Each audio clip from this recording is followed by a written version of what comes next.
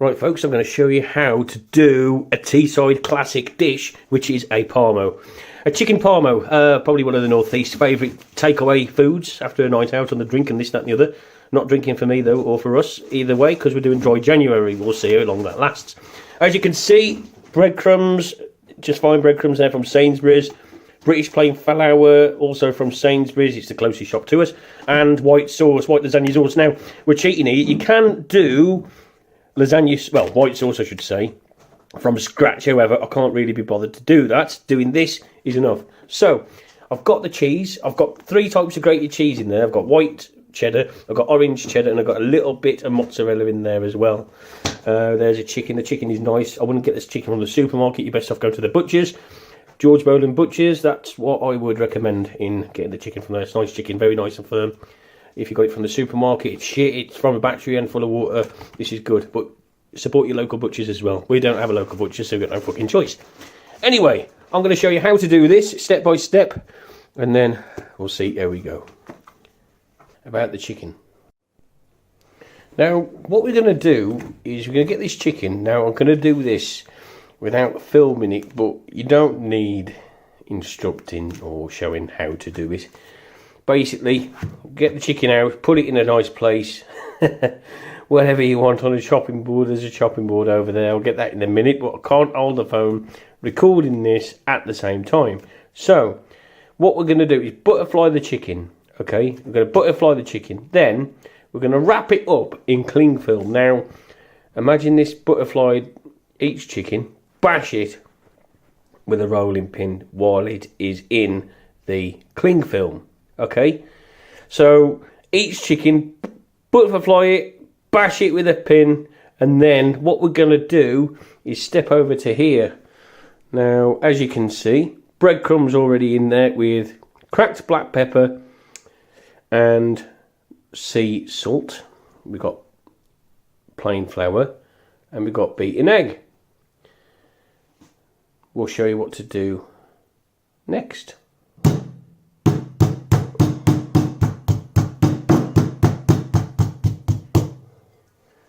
Okay, so that is that, and that's out the way. There. So that's your flattened chicken. Right, so we've got the chicken flattened, bashed, whatever you want to call it. Okay, and just look at this here. Look, way there you go.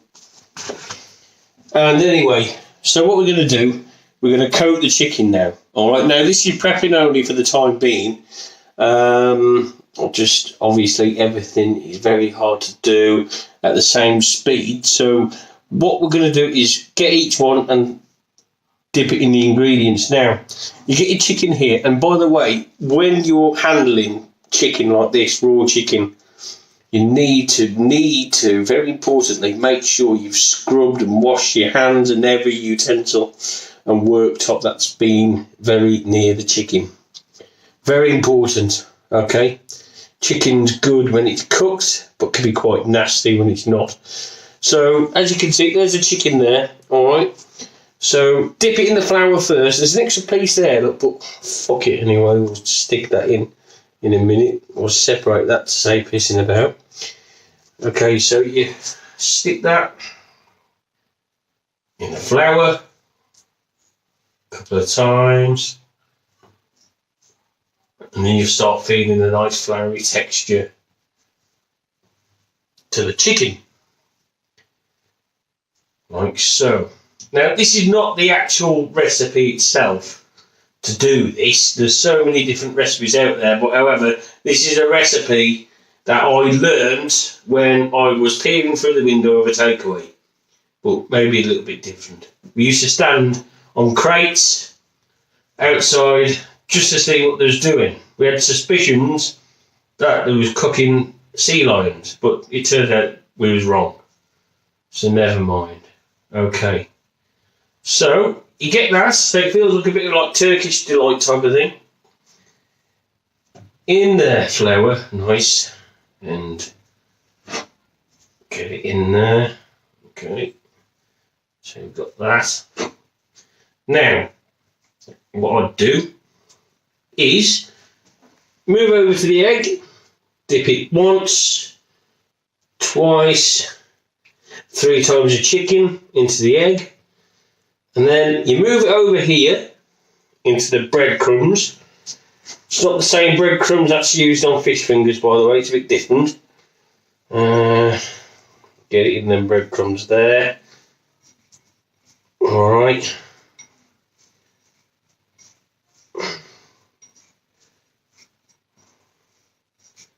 Make sure you've got lovely breadcrumbs on it. Like that. Okay, so it's looking good.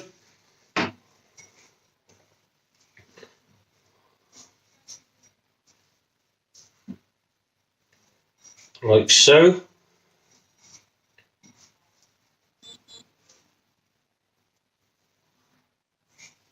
Okay, you put that onto one side.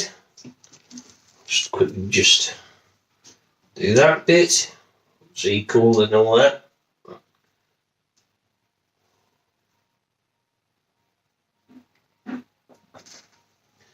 Dip it in the breadcrumbs. Now, usually as well, sometimes you can add your own different seasoning to the breadcrumbs, which I've done, and without you noticing, I put in a bit of oregano in there as well, just to give it that extra little bit of intense flavour. It doesn't usually tell you to do that, but this is different, and this is what I like to do. So again, what's your little piece there? Put that off a minute. So you get your chicken. Looks like a bit of what a surgeon would possibly play with. Sorry to put you off your dinner if you haven't already. Stick it in the flour, like so, again. Don't worry about the mess, the cleaners get paid to clean that up. Only joking, I'll have to do it. Alright.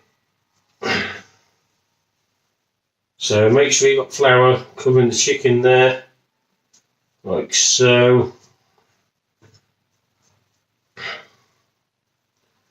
Dip it in the egg a couple of times, once, twice, 3 times the chicken. Back in the breadcrumbs, or not back in because this one hasn't been in yet, but never mind. And bear in mind this is a teesside dish. I'm from Wolverhampton, but who gives a shit? We're from Wolverhampton, we steal your food. There's no law saying that you have to be from Teesside to make it. However, I think it has now got its own trademark or something ridiculous like that, just like a Cornish pasty has. You can't call a pasty a Cornish pasty if it's not from Cornwall. Why would you? So, it's in there like that.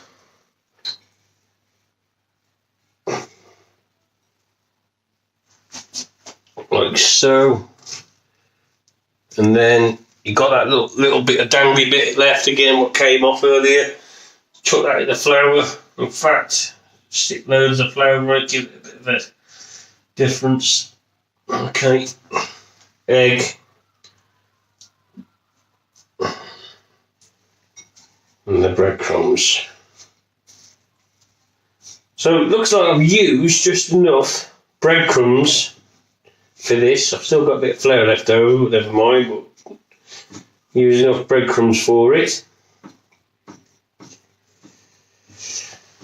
So don't ask me why I'm talking in such a ridiculous accent, I don't know either. It's probably because there's filming going on. So you put that in there, like that's just rest it there. Now, basically we've got ourselves 2 big chicken nuggets. So as you can see, that's the end result at this moment in time. Now, it won't just look like that.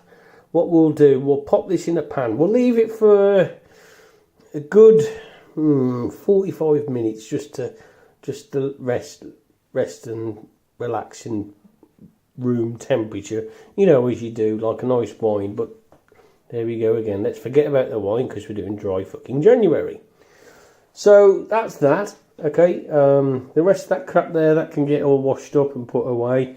We'll come back to that in a minute. We'll get a pan on the go. We'll fry it off, and then we'll bake it in the oven, and then we'll get ready with our toppings.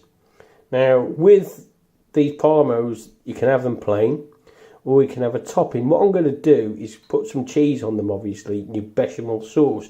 We don't have bechamel sauce, obviously, so we're going to use this. That's once you've fried it off. You pour it on, whack it in the oven. Then you add your toppings on top. I'm going to put on mine jalapenos,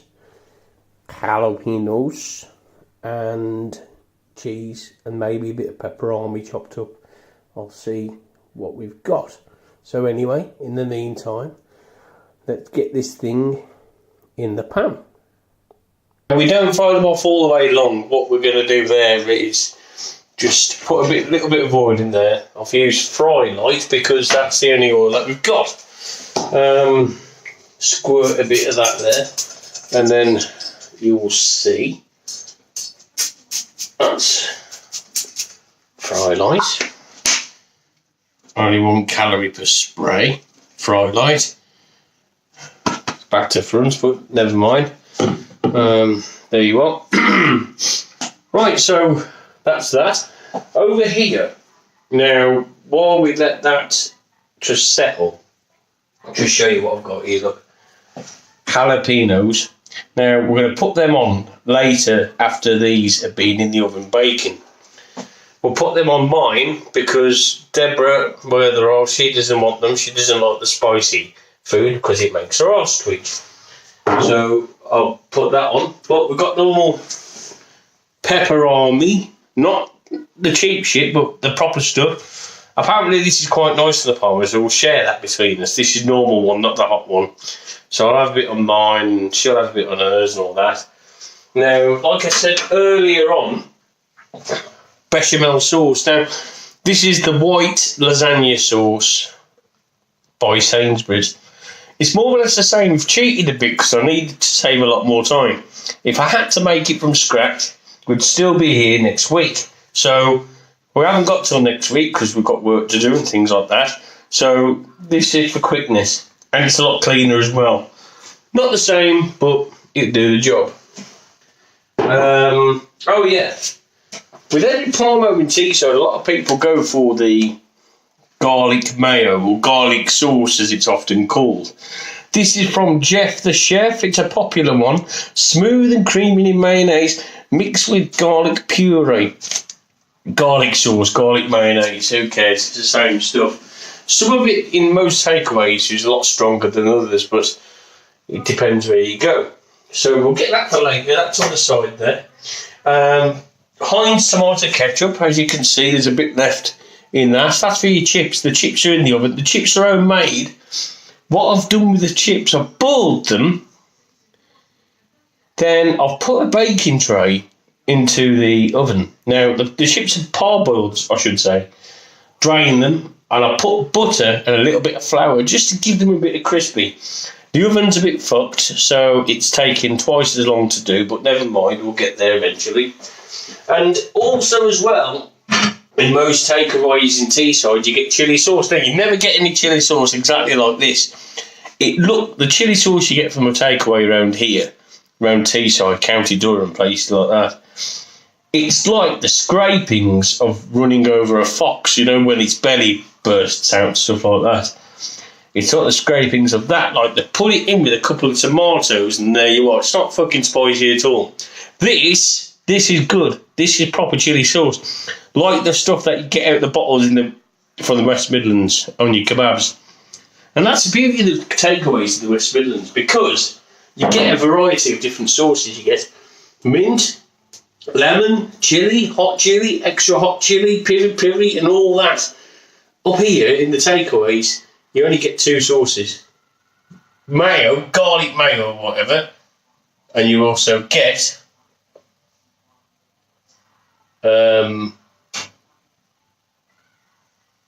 what you call it, that chilli sauce, roast scrapings.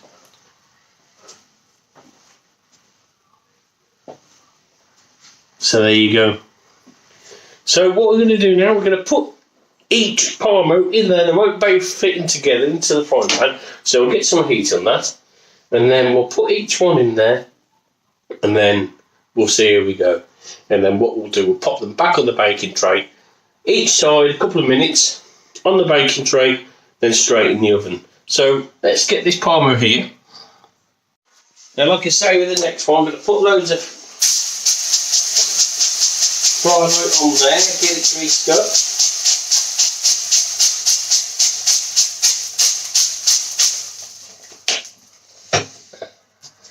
Okay, so stick that on there. We'll scoop this one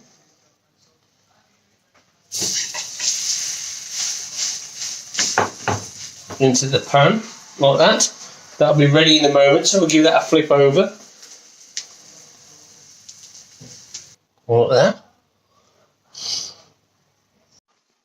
Like that. So the sauce is there, it's ready to pop in the oven. Now the beauty of this sauce is the fact that I haven't actually had to do the you know, whatever you want to call it. It's just poured gently on, nice and steady. And what I do now, I put this in the oven with whatever, and then give that some time, and then we'll get that back out. So as I told you before, the chips, I boiled them and I put them in the oven for a bit with a bit of fry, like a bit of butter. They're coming along nicely there. They're going to look lovely. Homemade chips is not the best thing to do, or not easy to do, I should say, when you're not frying them. But this is a really good way. A bit healthier as well. So it's January, dry fucking January, who cares? I feel like getting smashed, but never mind, I can't do that. Right, so the chips are looking lovely. Look at that there. I'll put a little bit of flour in them as well, just to fluffen them up a little bit. So they're going to go back in the oven on the bottom shelf while I fry the Parmos. Right, not Parmos yet, more like chicken escalopes, but there you are. Right, so the Parmo's more or less ready, okay? Obviously, due to not using the correct oil in the first place when frying it off first, it hasn't obviously done very well, that sort of thing. But anyway, I've got the cheese here. This is what I grated earlier. Like I say, it's got a bit of mozzarella, orange and white cheddar. Okay, so what we do, we evenly coat each Parmo there, escalope, Parmo, whatever. Alright, we just fucking whack it all on. Get it there. Everything's good. Like that. So, a bit more cheese there.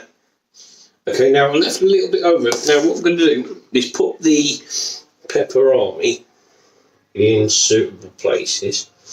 Okay. When I say suitable, you can put it in any place you fucking want, but me personally, I like to use the word suitable when doing this kind of thing. Just makes it sound a bit more professional, even though it doesn't. Well, it does to me anyway. I'm happy and all that while I'm doing this, and so are you when you're eating it. Just a shame that you're not going to fucking eat this one. Alright, so my jalapenos as well, that's going on my side. Okay, because I've got the hot shot one, as it's often called in the pizza shop.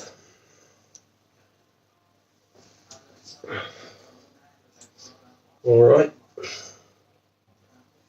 hot shot one.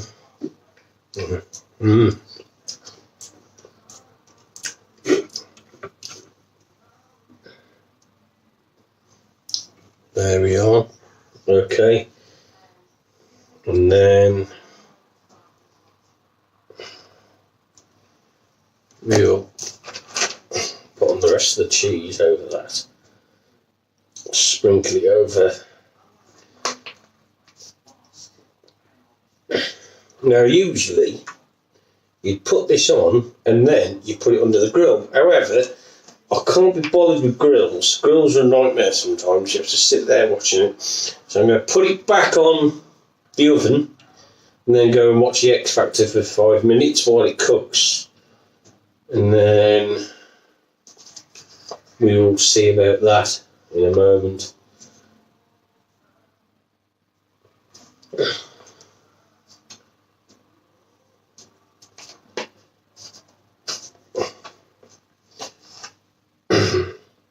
Here you are. Actually, that jalapeno just went down the wrong way. So it did. And in the meantime, if you want something to watch as well, have a look at my mate Father Phil. Father Phil McCracken, he's on YouTube, on Facebook and all that. It's quite funny.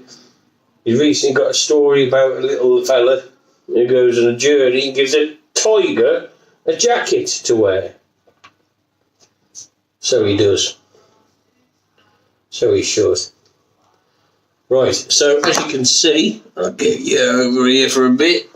There's the two Parmos there. Look. Looks very nice. Ready to go. So you have to excuse the mess of the kitchen, by the way. It's hard work being a single parent to a colony of ants when you're trying to do things like this. So ignore what I'm doing here. This is not for the benefit of the tape. I'm just, there you are. Right. Okay, so it's the rest of the cheese there. That's Chinese. We had a Chinese the other week. I think there's chow mein in that. Very nice Chinese, but I'm not going to say who the Chinese was from because they haven't paid me enough money to mention them, where everybody else has. Right, so I'm going to pop this back in the oven and then we're going to leave that for 10 minutes. We're going to get it out. I'm going to serve it with the chips I've got in there as well. Chips. Coming up. And the final finish is here. There you go. A lovely Parmo and chips. A lovely hot shot Parmo and chips ready to be served. Not so much with the presentation, but there you go. Don't have time for that. I'm starving. Let's eat. So, as you can see, the Parmo's done. Just got to wait for the chips. Chips. Coming up. And the final finish is here. There you go. A lovely Parmo and chips. A lovely hot shot Parmo and chips ready to be served. Not so much with the presentation, but there you go. Don't have time for that. I'm starving. Let's eat.